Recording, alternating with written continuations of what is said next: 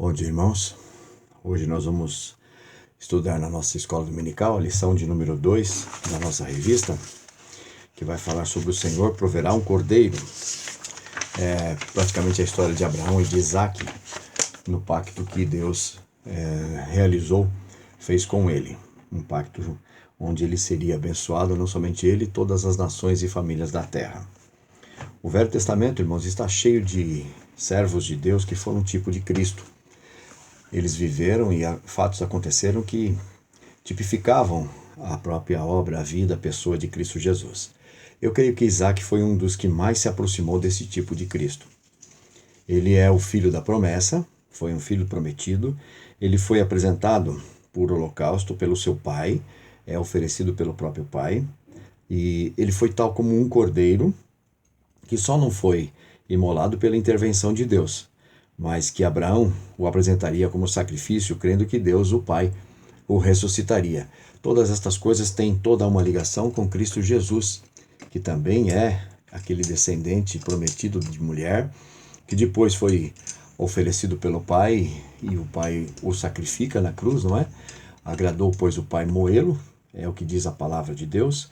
Ele é como um cordeiro, aquele que tira o pecado do mundo, e que depois foi ressuscitado, e que hoje está assentado à destra do Pai, e onde dele recebeu todo o poder e governo.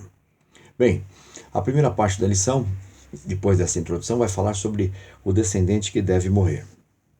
Toda esta história sobre Abraão e Isaac se inicia com o chamado do próprio pai, Abraão, que foi chamado para sair de sua terra, de sua parentela, e ir para a terra que o Senhor lhe ordenara.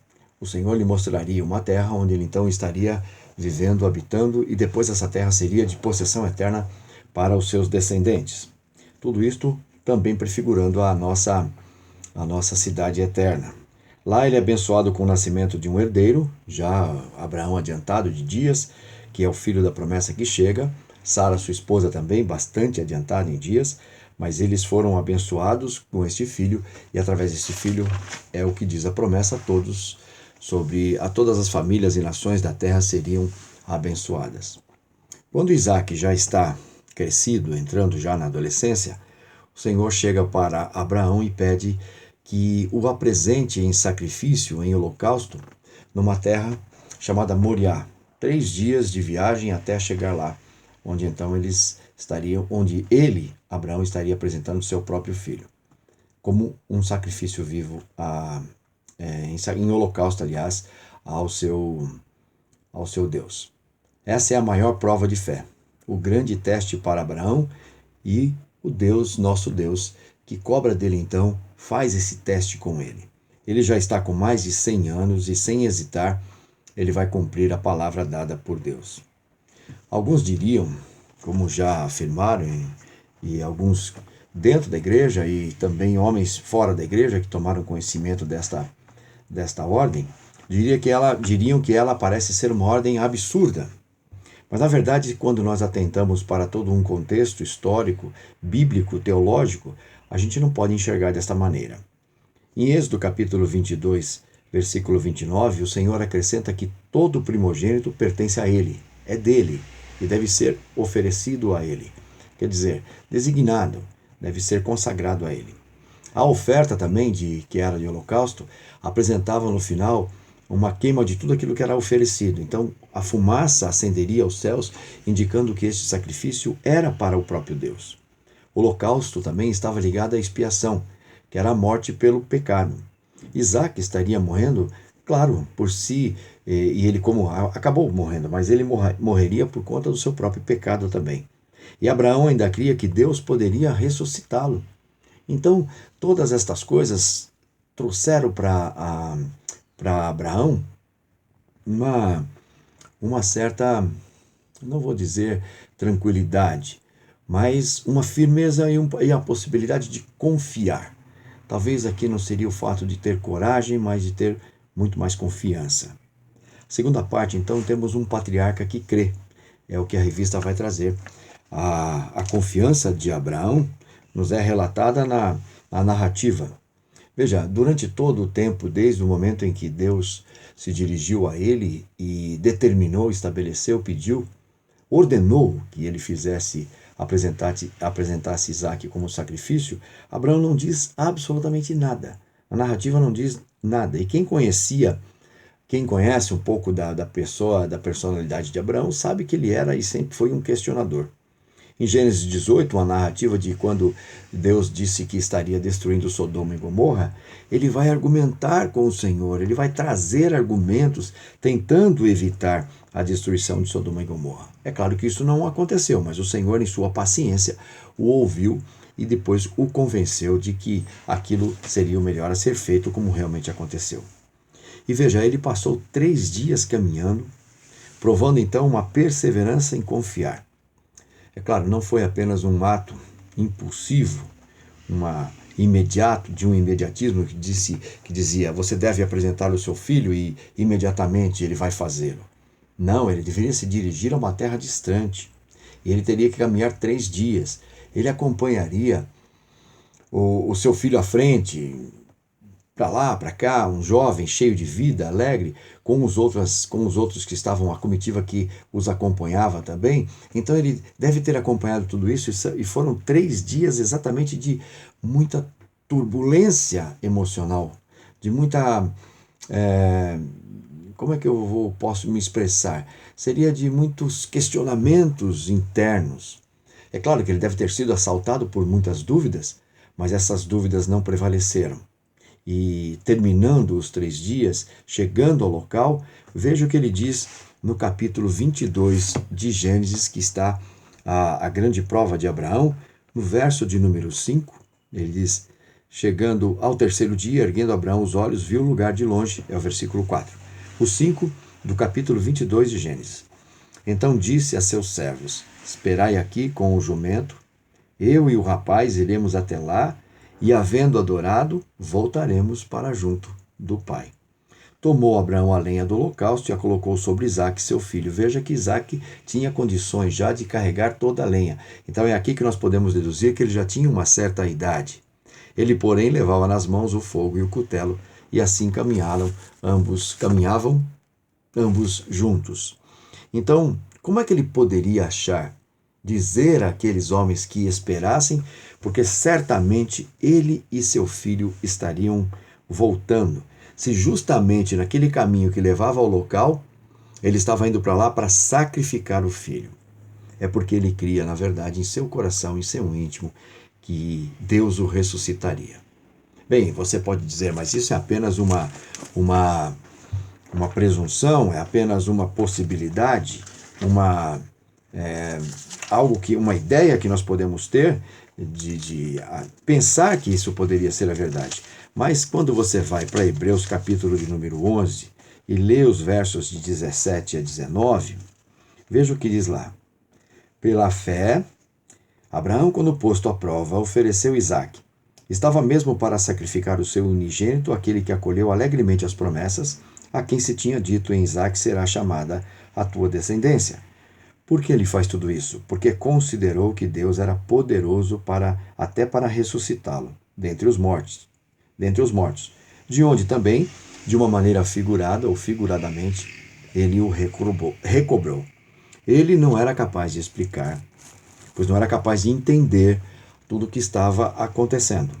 Mas dentro de si, uma fé inabalável o movia a fazer e obedecer aquilo que Deus havia determinado. Ele tinha certeza que Deus não quebraria sua promessa de manter esta descendência e abençoar sua posteridade em Isaque como filho da promessa. Abraão creu, apesar de enfrentar as piores crises, tanto externas quanto internas. Com certeza foram 3 dias de lutas, onde a confiança na promessa do Senhor o levou a se submeter e acreditar. O patriarca creu. Esta é uma afirmação. Aí então vai surgir a figura do Cordeiro como oferta substitutiva, tal como Cristo. Tal como o João disse de Jesus Cristo quando passou, ele exclamou para os seus discípulos, João Batista, dizendo quando Cristo estava chegando, ele disse, eis aí o Cordeiro que tira o pecado do mundo. E então na segunda parte da nossa lição, o autor vai estabelecer aqui um subtema, onde ele acrescenta que o terceiro tema, o Senhor provê para si um cordeiro. Essa é a verdade. Foi essa resposta que Abraão deu a Isaque quando lhe perguntou sobre o cordeiro. Veja, os versos de número 7 e 8, vamos voltar em Gênesis 22. Gênesis capítulo 22, versículos agora 8 e 7, ou 7 e 8, melhor dizendo. Veja o que temos aqui. Capítulo 22 de Gênesis, voltando para o texto sagrado. Quando Isaque disse a Abraão, seu pai, meu pai, respondeu Abraão, eis-me aqui, meu filho. Perguntou-lhe Isaque, eis o fogo e a lenha, mas onde está o cordeiro para o holocausto? Então respondeu Abraão, Deus proverá para si, meu filho, o cordeiro para o holocausto. E seguiam ambos juntos. É exatamente isso que aconteceu, essa foi a resposta que Abraão deu, e foi exatamente assim que aconteceu. Ao lançar mão do cutelo e levantar sua mão para sacrificar, o anjo aparece, o segura e diz para ele que há um cordeiro ali. Veja, estendendo a mão, tomou o cutelo para imolar o filho, mas do céu lhe bradou o anjo do Senhor. Abraão, Abraão. Ele respondeu, eis-me aqui. Então lhe disse, não estendas a mão sobre o rapaz e nada lhe faças. Pois agora sei que temes a Deus, porquanto não me negaste o filho, o teu único filho. Tendo Abraão erguido os olhos, viu atrás de si um carneiro preso pelos chifres entre os arbustos. Tomou Abraão o carneiro e ofereceu em holocausto, em lugar de seu filho. Muito embora Isaque não tenha reagido contra seu velho pai, mas permitiu ser amarrado e também se submeteu totalmente às ordens do seu pai, entendendo que estas ordens eram primariamente de Deus, ele agora consegue também dar esse testemunho de fé, e o Senhor então providencia um cordeiro para substituir Isaque. Será que nós conseguiríamos nos manter confiantes diante de tais situações? Será, irmãos, que vamos continuar acreditando no controle absoluto de Deus quando tudo parecer a nós, ao nosso ponto de vista, adverso e absurdo? Será que seremos capazes de manter a mesma fé que Abraão e Isaque também, que se submeteu às ordens do Pai, entendendo e confiando nas ternas e eternas promessas de Deus para conosco? Será que teremos esta mesma atitude? Por certo que nós poderemos continuar, eu tenho certeza que poderíamos continuar. Basta crermos, pois o nosso Cordeiro é Cristo Jesus. Aquele cordeiro que surgiu lá foi o tipo de Cristo em oferta substitutiva, que ao ser imolado, Cristo Jesus ao ser imolado como holocausto, nos trouxe a paz e nos trouxe a esperança de que tudo vai acontecer e contribuir para o nosso bem. Que nós seremos aqui, desse lado do céu, transformados à imagem dele, para que possamos viver num novo céu e em uma nova terra de maneira eterna. Em Cristo a provisão para tudo aquilo que precisamos. Ele já fez absolutamente tudo por nós. E agora nós temos a certeza que Ele nos aguarda preparando um lugar para que possamos passar a eternidade com Ele. É desta maneira. Terminando, eu só gostaria de contar uma ilustração que Spurgeon traz em um de seus livros. Ele diz que uma certa feita ele foi pregar em uma grande catedral, em uma igreja, e nessa catedral, naqueles dias, não havia todos os recursos tecnológicos de amplificação de som. E lá ele foi fazer um teste.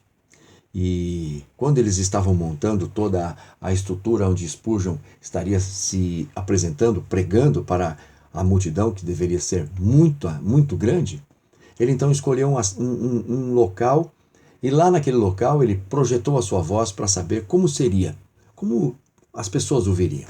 E ele então, naqueles dias, ele iria usar aquele tema do sermão, e ele disse: eis o Cordeiro de Deus que tira o pecado do mundo, e esse é Jesus Cristo.